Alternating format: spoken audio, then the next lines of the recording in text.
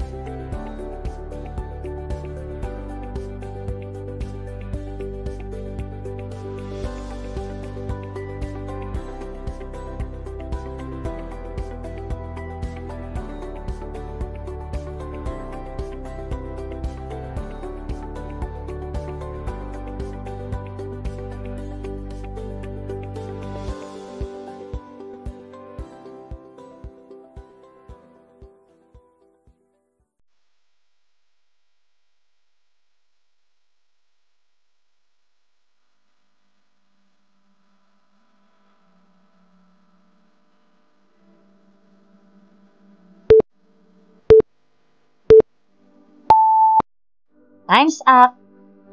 So, ito ang ating scoring and interpretation for task 1. Kung ang nabilang mo ay hanggang 49 to 60, ikaw ay masasabing numerates or independent. 31 to 48 is instructional and 0 to 30 ay non-numerates. Task number 2, one-to-one correspondence. So, for this activity, ibibigay nyo yung mga position ng mga order of the feet. So, you will also be given 60 seconds or 1 minute to finish this task orally. Timer starts now.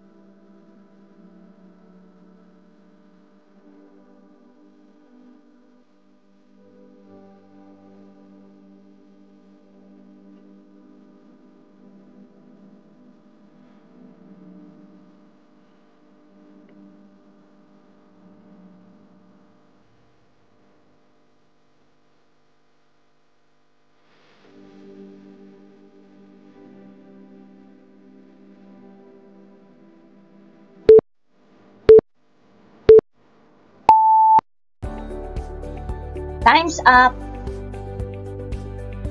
Scoring and interpretation ng task number 2. Ang score mo ay 17-20. You will be considered as numerates or independent. Pag 11 to 16, you are instructional and 0 to 10 is non-numerates. Task number 3, number naming fluency. So for this activity, you will name the following numbers. And again, you will be given 60 seconds or 1 minute to finish this task. Timer starts now.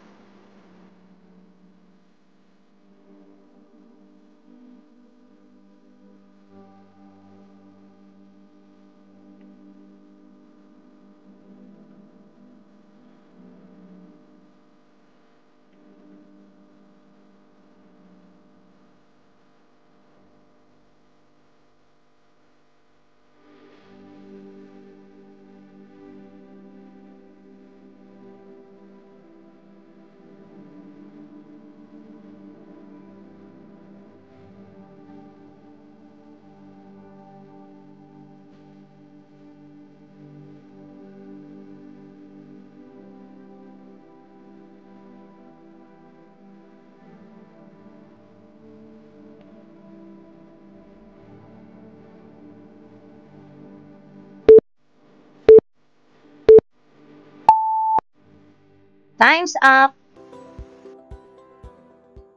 For the scoring and interpretation sa task number 3, if you got a score of 17 to 20, you will be considered as numerates or independent, 11 to 16 is instructional, and 0 to 10 is non-numerates.